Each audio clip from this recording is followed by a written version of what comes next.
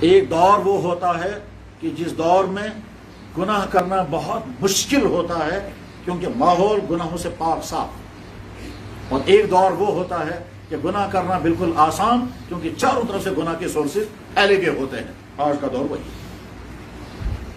اس وقت آنکھوں کا گناہ بہت آسان، خیالات کا گناہ بہت آسان، غلط طریقے سے پیسہ کمانے کا گناہ بہت آسان، یہاں تک کہ زناکاریاں آسان سے آسان تر ہو گئیں آج کے اس دور میں، اور یہ اللہ کے نبی نے پہلے فرمایا تھا ایسا ایسا ہونے والا ہے۔ اب ہم اس ایسے دور میں زندگی گزار رہے ہیں تو ہمیں اپنی آنکھوں کو بھی بچانا ہے، اپنی جوانی کو بھی بچانا ہے۔ کامیاب انسان وہ ہے جس انسان کے دائیں کندھے پر بیٹھا ہوا فرشتہ صبح سے شام تک لکھتا رہتا ہے اور تھک جاتا ہے، اتنی نیکیاں یہ کر رہا ہے، اور بائیں کندھے پر بیٹھا ہوا فرشتہ جو گناہ لکھنے ہیں وہ بیچارہ ہاتھ پہ ہاتھ بیٹھا ہوا ہے کیونکہ اسے گناہ ہی نہیں ہو رہا۔ اور اس کے مقابلے میں دائیں ہاتھ کا فرشتہ بیٹھا ہوا ہے، کرے کا نیکی بولیا کا چنکار نیکیاں، اور بائیں ہاتھ کے فرشتے پر اس کو فرصت ہی نہیں ملتی ہے کہ جناب اس کی زبان بھی گناہ کر رہی ہے، اس کے آنکھ بھی گناہ کر رہے ہیں، یہ کمانے نکلا تو گناہ، یہ زبان سے تو گناہ۔ تو بائیں ہاتھ کا فرشتہ جو ہے وہ کہتا ہو خدا کے بندے کنٹرول کر، مگر یہ ان کنٹرول ہے، یہ بیچارہ شام اس کی فائل شام کو بھر گئی ہے، اس کی فائل خالی رہ گئی۔ اور ایمان والا وہ ہے کہ یہ جو ہے اس کی فائل بھر جانی چاہیے، اس کی فائل خالی رہنی چاہیے۔ اورا شریف میں کیا پڑھتے ہیں؟ اورا شریف میں حضرت شاہ ہمدان رحمہ اللہ تعالیٰ چونکہ بہت جینیس انسان تھے، بہت ہی بڑے جینیس انسان تھے، اور ہم کشمیریوں کے لیے تو بہت بڑے محسن ہیں کہ اس اللہ کے بندے نے اپنا آرام دہ وطن چھوڑ کر کے، اپنے آرام دہ سوسائٹی کو چھوڑ کر کے اس کفرستان میں آئے۔ کیسے سفر کیا ہوگا، کیسی مصیبتیں جھیلی ہوں گی، اور یہاں آ کر کے یہاں کا کھانا پینا ان کو برداشت کرنا پڑا۔ کھانا پینا برداشت کرنا پڑے گا مطلب یہ ہے کہ ان بیچاروں کو یہاں کر کے ہاک کھانا پڑا، وہ ہاک نہیں جانتے تھے کھانا۔ چنانچہ ان کے مریدین بعض دفعہ کہتے تھے ہنستے ہوئے، حضرت یہ گھاس کھا کے ہم تنگ آ گئے، ہاک بات یہ جو بات ہاک، وہ نہیں جانتے تھے ہاک کھانا کیا چیز ہے۔ ان کے ہاں پتوں والی سبزی نہیں کھائی جاتی، آج بھی سینٹرل ایشیا میں پتوں والی سبزی نہیں کھاتے ہیں، وہ تو سالڈ غذائیں کھانے والے لوگ ہیں۔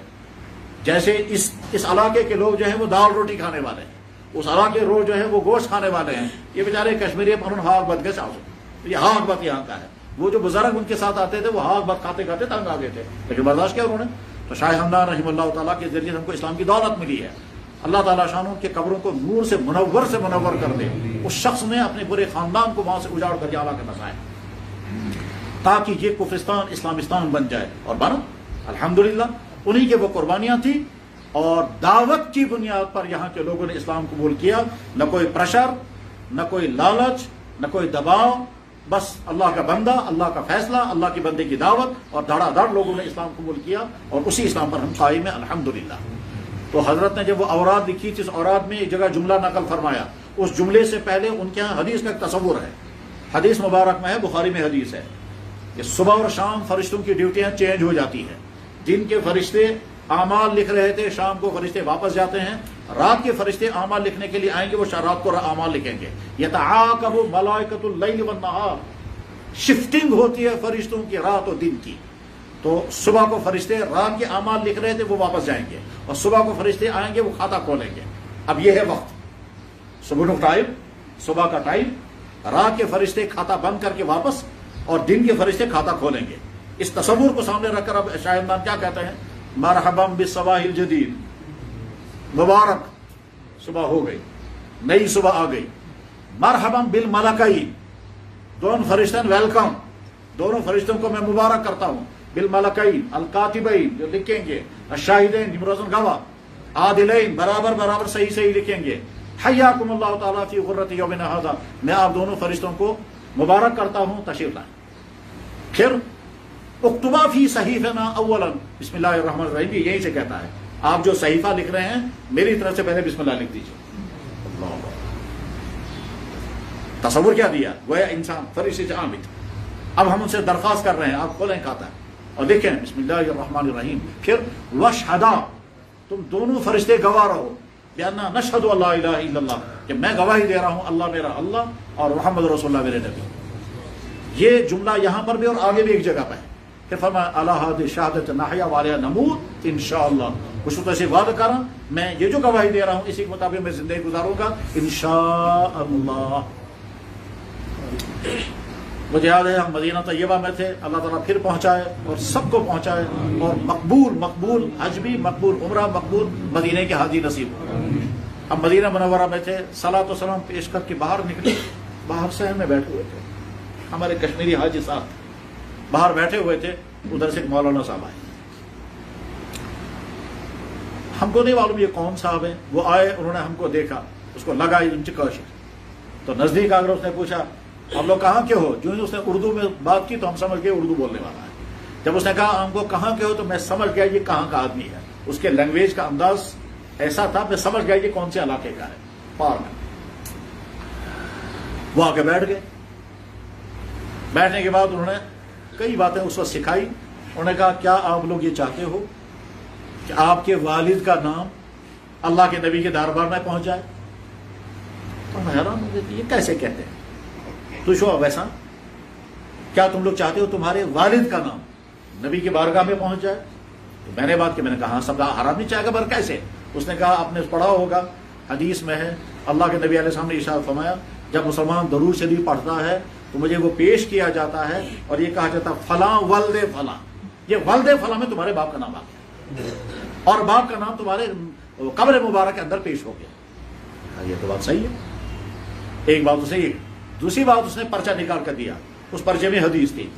وہ حدیث میں نے اس سے پہلے نہیں پڑھی تھی کیونکہ وہ کتاب شاید اس سے پہلے میں نے دیکھی بھی نہیں تھی. حدیث کی کتابوں میں ایک کتاب کا نام ہے طبرانی شریف, اس کا بخاری, اس کا مسلم, اس کا ابو داؤد, اس کا دارقطنی, جیسے دارمی, جیسے بیہقی, اسی طرح سے ایک کتاب ہے اس کو کہتے ہیں طبرانی, معجم طبرانی.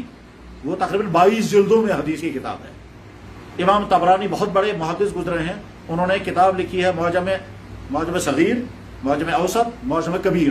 معجم کبیر طبرانی, اس معجم کبیر طبرانی کے حوالے سے حدیث لکھی ہوئی تھی کہ اللہ کے نبی علیہ السلام نے ارشاد فرمایا جو انسان روزانہ صبح کو یہ کہے رضیت باللہ تعالی ربا وبالاسلام دینا وبمحمد صلی اللہ علیہ وسلم نبی و رسولہ لآخذن بیدہ, میں اس کا ہاتھ پکڑوں گا اور تب تک نہیں چھوڑوں گا جب تک اپنے ساتھ جنت میں نہیں دے.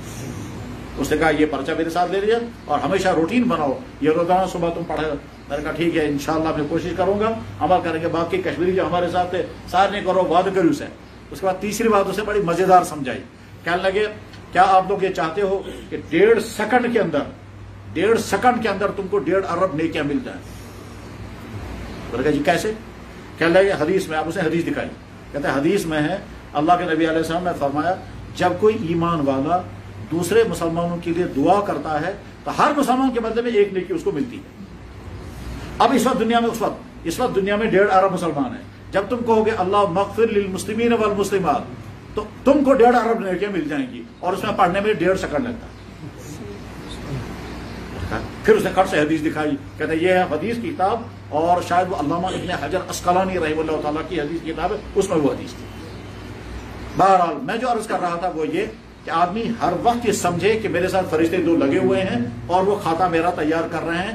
جناب جب ملازم یہ سمجھتا ہے کہ میری سروس بک تیار ہو رہی ہے, سروس بک میں کوئی ڈیفیکٹ نہیں آنا چاہیے, جب ریٹائرمنٹ ہوگا تو سروس بک میں کھر آ جائے گا, اس لیے وہ چاہتا ہے سروس بک میں کوئی گڑبڑ نہ ہو, تو ہماری سروس بک تو تیار ہو رہی ہے.